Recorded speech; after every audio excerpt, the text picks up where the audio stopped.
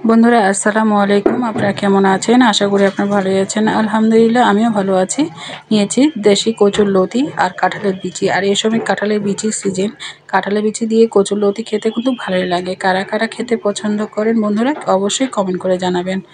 আমার মতো কে কে খেতে পছন্দ করেন।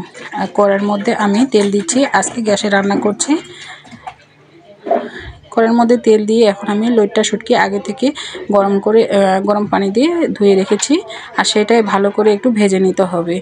এভাবে যদি হালকা করে ভেজে নেন লইট্টা শুটকিটা, তাহলে কিন্তু ঘ্রাণটা ভালো হয়। আর এখানে দেখুন বন্ধুরা, আমি অনেকগুলো পরিমাণে পেঁয়াজ কুচি নিয়েছি, একবারে দেশি পেঁয়াজ, ছোট ছোট পেঁয়াজ, আর নিয়েছি কাঁচামরিচ আর 2টা রসুন দিয়ে ভালো করে হালকা করে ভেজে নিতে হবে। যত ভাজবেন তত শুটকির ঘ্রাণটা ভালো লাগবে। আর এভাবেই ভেজে নিতে হবে। এভাবে যখন হালকা করে ভেজে নেওয়া হয়ে যাবে, এখন চুলার আঁচটা একটু কমিয়ে দিয়েছি আর হালকা করে একটু ভেজে নেব।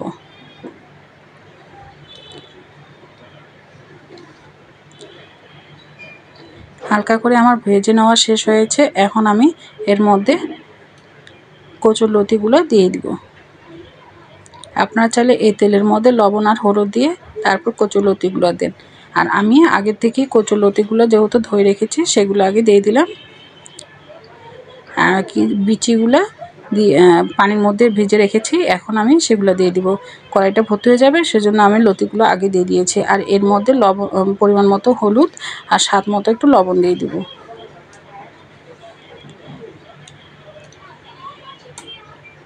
এখন যে বাকি বিচিগুলো আছে সেগুলো দিয়ে দিব, বিচি আর লতিগুলো।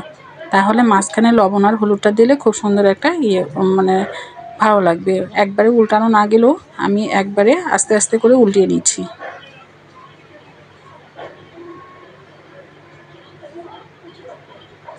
আমার মতো কারা কারা এভাবে রান্না করেন অবশ্যই কমেন্ট করে জানাবেন। এই যে একদম নিচে তেল বের হয়ে এসেছে, এখন একটু নেড়ে চেড়ে দিতে হবে। আমি কিন্তু এখনও পানি দিইনি, সেই পানি দিয়ে আমি লতিটা ভেজে নিব আগে। এভাবে হালকা করে ভেজে নেওয়ার পরে এখন আমি সামান্য একটু পানি দিব, কারণ বিচি একটু শক্ত, সিদ্ধ হতে একটু সময় লাগবে। আর লতিটা না ভাজতেই তো এখনই নরম হয়ে গেছে। এখন আমি কোনো নাড়ানাড়ি করব না, একটু হালকা করে নেড়ে চেড়ে দিব। এই যে পানিটা যখন কমে এসেছে, আবার একটু নিচ থেকে উপর পাশে একটু করে দেব। খুব সুন্দর একটা সিদ্ধ হয়েছে। এখনই তো দেখে খেতে ইচ্ছা করছে বন্ধুরা। এই যে নিচ থেকে একবারে তেল বের হয়ে এসেছে। আর এভাবে রান্না করে খেতে কিন্তু অনেক মজা। আবার ঢাকা দিয়ে হালকা আঁচে রেখে দিয়েছিলাম বিচিগুলো আর একটু নরম হওয়ার জন্য। এখন আমি পরিবেশন করলাম। দেখুন তো বন্ধুরা, কার কার এভাবে কচুরলতি বিচি দিয়ে খেতে পছন্দ করেন অবশ্যই আমাদেরকে জানাবেন। ভালো থাকবেন সবাই। আসসালামু আলাইকুম।